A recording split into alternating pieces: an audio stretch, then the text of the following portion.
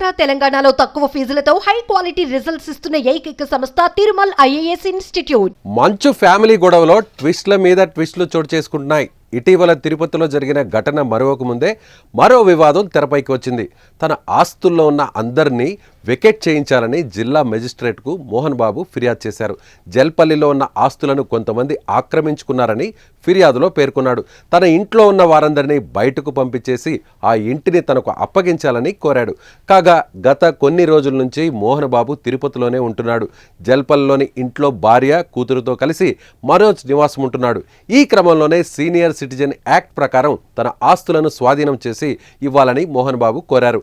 పోలీసుల దగ్గర నుంచి మోహన్ బాబు ఆస్తులపై నివేదిక తీసుకున్న కలెక్టర్ జల్పల్లిలోని ఇంట్లో ఉంటున్న మనోజ్కు కూడా నోటీసులు ఇచ్చారు. మోహన్ బాబు ఫిర్యాదుతో మనోజ్ రంగారెడ్డి జిల్లా కలెక్టర్కు వెళ్లాడు.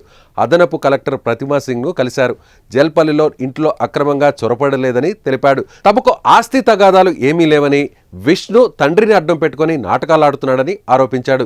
న్యాయం జరిగే వరకు తన పోరాటం ఆగదని స్పష్టం చేశాడు. ఇక మోహన్ బాబు కుటుంబంలో కలహాలు తీవ్ర స్థాయికి చేరుకున్నాయి. గత కొద్ది రోజులుగా మనోజ్, విష్ణు మధ్య వైరం పెరుగుతూనే వస్తుంది. గత ఏడాది డిసెంబర్ నెలలో తనపై దాడి జరిగిందని, మోహన్ బాబు ఆదేశాల మేరకు ఆయన ప్రధాన అనుచరుడు, విద్యా సంస్థల్ని పర్యవేక్షించే వినయ్ తనపై దాడి చేసినట్లుగా మనోజ్ పేరుతో ఓ ప్రకటన వెలువడింది. నడవలేని స్థితిలో ఉన్న మనోజ్ ప్రైవేట్ హాస్పిటల్లో చేరడంతో ఏం జరిగిందన్న టెన్షన్ నెలకొంది. అటు మంచు కుటుంబం మాత్రం అలాంటిదేమీ జరగలేదని ప్రకటించింది. కానీ తర్వాత హైదరాబాద్ శివార్లలోని జల్పల్లిలో ఉన్న మోహన్ బాబు ఫామ్ హౌస్ను మంచు మనోజ్ స్వాధీనం చేసుకున్నాడు. తనపై దాడి జరిగిందని పోలీసులకు ఫిర్యాదు చేశాడు. ఆ వెంటనే మోహన్ బాబు అసాంఘిక శక్తుల నుంచి తనకు ప్రాణహాని అని చెప్తూ మనోజ్, మౌనికపై ఫిర్యాదు చేశాడు. జల్పల్లిలోని తన నివాసం నుంచి మనోజ్, మౌనికను బయటకు పంపండి అని కోరారు. తాజాగా ఇవాళ కలిసి మాట్లాడుకుందాం, నాన్నను, ఇంట్లో ఆడవారిని, సిబ్బందిని అందరినీ పక్కన పెట్టిరా, నేను ఒంటరిగానే వస్తాను, అన్ని విషయాలు చర్చించుకుందాం అని మనోజ్ ట్వీట్ చేశాడు. ఇంతలోనే మోహన్ బాబు మెజిస్ట్రేట్ను ఆశ్రయించడం, మనోజ్ కలెక్టరేట్కు వెళ్ళి న్యాయం కోసం పోరాడతాను అని చెప్పడం జరిగిపోయింది.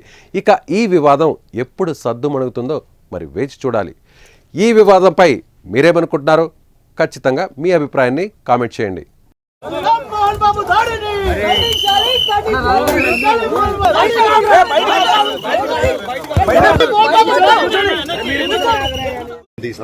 జల్పల్లి నివాసం మోహన్ బాబు గారి పేరుతోనే ఉంది.